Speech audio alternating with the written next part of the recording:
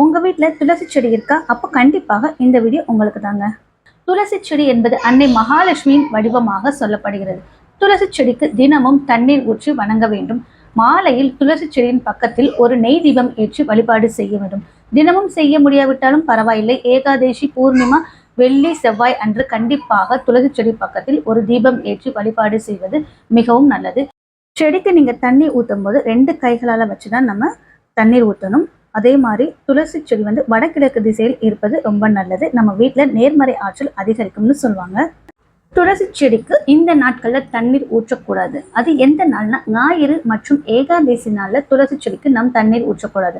அந்த நாள்ல துளசி மாதா விரதம் இருப்பாங்கன்னு சொல்லுவாங்க. தண்ணீர் பிரசாதம் நம்ம கொடுத்தாலே நோன்பு நம்மளே முறியடிச்ச மாதிரி ஆயிரும்.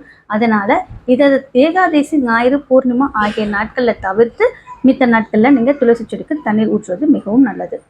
கோயிலுக்கு நீங்க எதையாவது தானம் பண்ணணும்னு நினைக்கிறீங்களா? அப்போ நான் சொல்ற இந்த பொருட்களை வாங்கி கொடுங்க. கடவுளின் அனுகிரகம் நமக்கு பரிபூர்ணமாக கிடைக்கும். முதலாவது நல்லெண்ணெய் வாங்கி கொடுங்க. நல்லெண்ணெய் நம்ம வாங்கி கொடுத்தோம்னா சனி பகவானின் அருள் நமக்கு எப்பயுமே இருக்கும். சிவன் கோவிலுக்கு நீங்க எதையாவது வாங்கி கொடுக்கணும்னு நினைக்கிறீங்கன்னா விபூதி வாங்கி கொடுக்கலாங்க.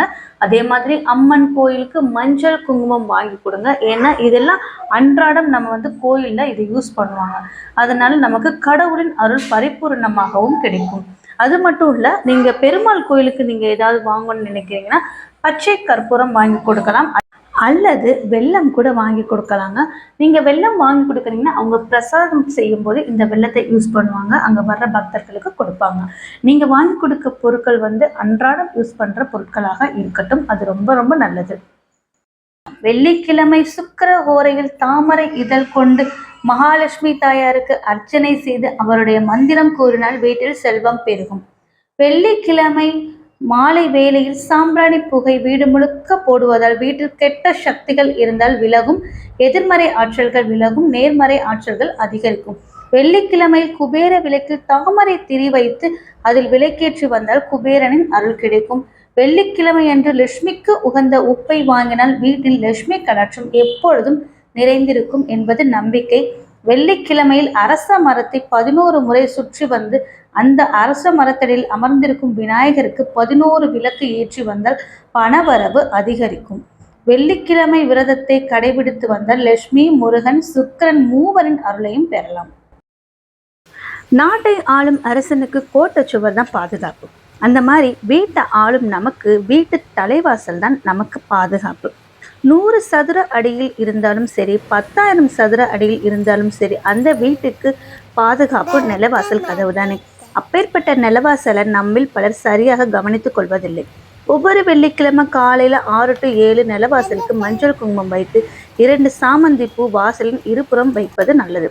நிலவாசலுக்கு மஞ்சள் வைக்கும் போது அந்த மஞ்சள்ல கொஞ்சமா பன்னீர், கொஞ்சம் பச்சை கற்பூரம் சேர்த்து நல்லா குழச்சி அது மஞ்சள் வைக்கலாம்.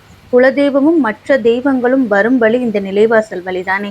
தினமும் வெளியில் சென்று வந்தவுடன் நிலைவாசலின் மேற்பகுதியை தொட்டு நல்லபடியாக வீடு சேர்ந்ததுக்கு நன்றி என்று சொல்லவும். தினமும் தூங்கி எழுந்தவுடன் காலையில் கதவை திறக்கும் போது நிம்மதியான உறக்கத்தை என்று எனக்கு தந்ததுக்கு நன்றி என்று சொல்லி பாருங்கள். நிலவாசல்ல குலதெய்வம் இருப்பதாக ஐதீகம். நம் வீட்டின் உள்ள பூஜை சாமான்களை வெள்ளி, செவ்வாய் அப்போ சுத்தம் செய்யக்கூடாது. அந்த நாட்களை தவிர்த்து மித்த நாட்களில் நம்ம பூஜை சாமான்களை சுத்தம் செய்யலாம்.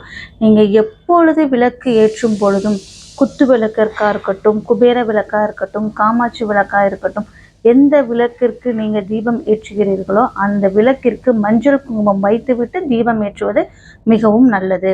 சுவாமி விக்கிரகங்களுக்கு அபிஷேகம் செய்பவர்களாக இருந்தீங்கன்னா அந்த அபிஷேக தண்ணீரை கால்படாத இடத்தில் மரத்திற்கோ செடிக்கோ தான் ஊற்ற வேண்டும். வேறு எங்கும் ஊற்றக்கூடாது. வெள்ளிக்கிழமை அன்று மகாலட்சுமியின் அம்சமான கல்வுப்பை வாங்குவது மிகவும் நல்லது. வெள்ளிக்கிழமை மாலை நேரத்தில் கல்வுப்பு வாங்கி உங்கள் வீட்டு பூஜையில் வச்சுட்டு பூஜை செய்து முடித்து விட்டு கல்வுப்பு நீங்கள் எங்கே வைக்கணுமோ அங்கே வச்சுக்கலாம். வெள்ளிக்கிழமை அன்று கனகதாரா ஸ்தோத்திரம் படிப்பது மிகவும் நல்லது.